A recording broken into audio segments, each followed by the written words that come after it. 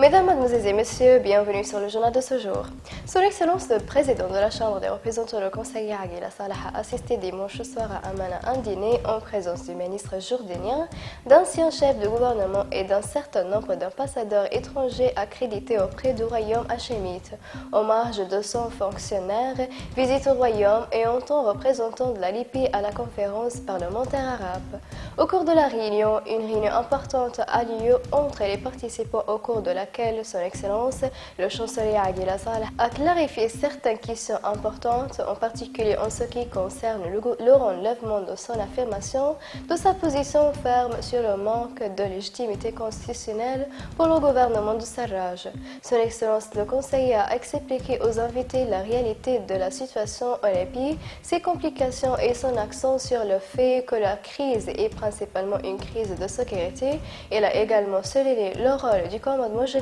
des forces armées dans sa guerre contre le terrorisme et les milices. Dans son discours, Son Excellence a expliqué le rôle négatif joué par certains pays régionaux en Libye, en particulier la Turquie, exprimant son rejet catégorique de toute présence turque en Libye. À l'issue de la réunion, le Conseil a remercié les ambassadeurs pour leur présence, pour transmettre leurs salutations et les salutations de la Chambre des représentants aux dirigeants, présidents et rois de leur pays, leur souhaite plein succès dans leur travail.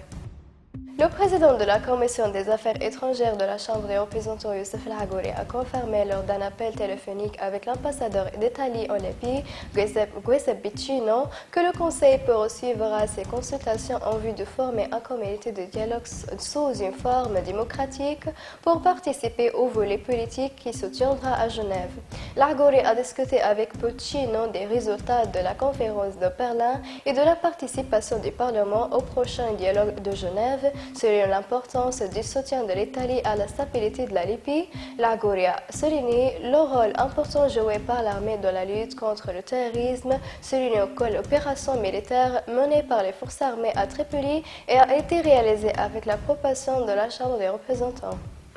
Le député Ali Saïdi a déclaré que le Parlement avait rendu une décision plus tôt déclarant que le National Oil Corporation devait retourner à sa place principale avant 1969 à Benghazi, mais la situation actuelle l'a empêché. Saïdi a ajouté dans un communiqué de presse que l'objectif est de répartir également les principales institutions dans les villes libyennes concernant la réunion du CAR, et il a expliqué que toutes les réunions qui peuvent avoir lieu ne peuvent apporter aucune solution en l'absence d'un gouvernement fort capable de mettre en œuvre les décisions de l'organe législatif. Le bureau d'information du commandement général a confirmé les violations persistantes de l'armistice par les milices de l'UFAP qui sont soutenues par les forces turques, notant qu'elles choisissent les cibles au hasard en ciblant les maisons et les écoles, y compris une école primaire dans la région de Inzara. Et le bureau a indiqué que tout cela se produit après que les envahisseurs turcs n'ont pas pu affronter les forces armées dans les axes de combat. Mesdames et messieurs, merci pour votre attention et au revoir.